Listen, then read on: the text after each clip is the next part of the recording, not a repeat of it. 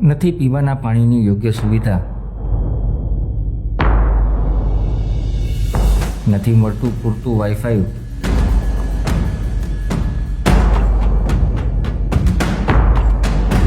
શૌચાલય તથા અન્ય સ્થળે સફાઈનો પણ છે અભાવ.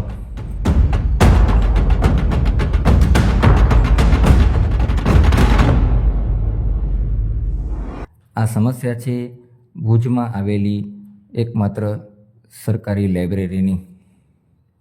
અને આ સમસ્યા આજકાલની નહીં પરંતુ ઘણા લાંબા સમયથી છે.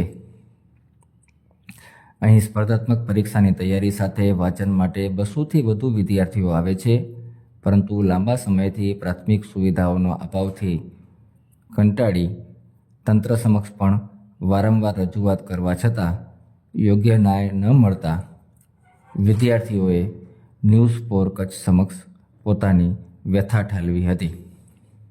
મારું નામ મીર રામદેવ છે અને હું નજીકના વિસ્તારમાંથી અહીંયા સ્પર્ધાત્મક પરીક્ષાની તૈયારી કરવા માટે આવી રહ્યા છું. જેવી રીતે આપણે સમગ્ર ભારતમાં સ્વચ્છ ભારત મિશન અને પેયજળ જે મિશન મોદી સાહેબનું એક વિઝન છે, જેને જબરજસ્ત પ્રતિભાવ મળી રહ્યો છે, જેના નામે અમારી લાઇબ્રેરીમાં તો 0% છે. હવે તમે અમારી લાઇબ્રેરીની મુશ્કેલી જુઓ તો પીવાનું પાણી મુખ્ય જે છે એ પીવાનું પાણી છે. 2 વર્ષથી અમે રજૂઆત કરવા છતાં તેનું કોઈ પણ પ્રકારે નિરાકરણ કરવામાં આવતું નથી. બીજું કે અંદર સ્વચ્છતાના નામે 0% છે. હવે તમે જુઓ તો મચ્છરોનું સામ્રાજ્ય છવાયેલું છે. હવે મચ્છરો કરડવાથી છેલ્લા લાસ્ટ મંથમાં તે અમારા વાચક મિત્રોમાંથી 60થી 70% વાચક મિત્રો મચ્છરજન્ય તથા પ્રાણીજન્ય બીમારીના કારણે બીમાર પડેલા છે. હવે જેથી અમે વારંવાર રજૂઆત કરવા છતાં એનો કોઈ પણ પ્રકારનો ગ્રંથાલય દ્વારા નિર્ણય કરવામાં આવતો નથી. જેથી અમે કાલે નાયબ કલેક્ટર સાહેબને રજૂઆત કરી. નાયબ કલેક્ટર સાહેબનો પોઝિટિવ રિસ્પોન્સ આવ્યો છે, જેથી અમે આશાસ્પદ છીએ કે વહેલામાં વહેલી તકે અમારો પ્રશ્ન સોલ્વ થાય. Thank you. ઓછામાં ઓછા 200થી 250 વિદ્યાર્થીઓ અહીંયા પ્લસ બીજા અલગથી 50થી 60 વાચક મિત્રો એટલે 350 વાચક મિત્રો અહીંયા આવે છે. તાજેતરમાં જ જિલ્લા કલેક્ટર તથા પશ્ચિમ કચ્છ પોલીસ સહિતના વિભાગો દ્વારા વિદ્યાર્થીઓને અને ખાસ કરીને દીકરીઓને સ્પર્ધાત્મક તથા પોલીસ ભરતી માટે માર્ગદર્શન મળે તે માટે એક સુંદર આયોજન કરાયું હતું, જેની વિદ્યાર્થીઓએ સરાહના પણ કરી હતી. પરંતુ બીજી તરફ એ જ ભુજ શહેરની અંદર આવેલા પુસ્તકાલયમાં વિદ્યાર્થીઓને લાંબા સમયથી પ્રાથમિક સુવિધા પણ મળતી નથી. પીવાનું પાણી છે પરંતુ પીવા લાયક નથી. સફાઈનો પણ અભાવ છે. શૌચાલય પણ ગંદકીથી ખદબદી રહ્યા છે. આ અંગે સ્થાનિક ગ્રંથપાલથી લઈ વહીવટી તંત્રમાં અનેકવાર રજૂઆતો કરવા છતાં હજુ પણ આ સમસ્યાનો ઉકેલ આવ્યો નથી. નમસ્કાર, મારું નામ વિપુલ છે. હું અહીંયા ભુજથી છું. આ લાઇબ્રેરી જિલ્લા લાઇબ્રેરીમાં આપણે અત્યારે છીએ. અહીંયા કને ઘણી બધી નાની નાની સમસ્યા છે. તેમાંથી મોટી સમસ્યા એ છે કે પાણીની સમસ્યા છે, સ્વચ્છતાની સમસ્યા છે. તમે અહીંયા કને જોઈ શકો છો કે આ બધે લોકો અહીંયા કને બેસીને જમે છે બપોરના ભાગમાં. અહીંયા કને પાણી ભરવા માટે અમારે ત્યાં બહાર જવું પડે છે, બસ સ્ટેશનમાં ને ભરવા માટે જવું પડે છે. અહીંયા કને મચ્છરીઓ એટલા બધા છે કે તમે વાંચશો કે તમે મચ્છરને ખુજાવશો અને તમને બીમારીઓ લાગે છે. અહીંયા કને પ્રોપરલી કોન્સન્ટ્રેટ નથી થતો. એના સિવાય અહીંયા કને વાઈફાઈની બહુ મોટી સમસ્યા છે. આપણે સમજી શકીએ છીએ કે બધા લોકો 5G ફોન નથી રહી શકતા, 4G છે. એક લિમિટ છે, આ લોકોએ સેટ કરીને રાખી દીધી છે, તો કરવાનું શું?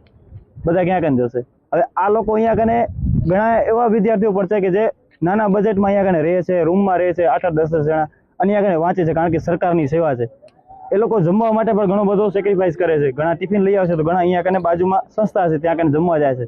તો શું તમે આવી વ્યવસ્થા આપશો આ લોકોને? સારું આપો, અમારી એવી માંગ છે.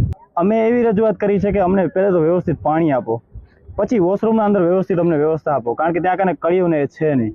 પછી બીજો છે વાઈફાઈ, કારણ કે અત્યારે ઇન્ટરનેટ વગર કાંઈ છે નહીં. અને સ્વચ્છતામાં હજુ વધારે ઇમ્પ્રુવમેન્ટ થાય એવી અમારી માંગ. ગ્રંથપાલ સાહેબશ્રીને અમે લોકોએ રિપોર્ટ તો આપી છે, પણ હાલ કાંઈ પોઝિટિવ રિપ્લાય નથી અમને.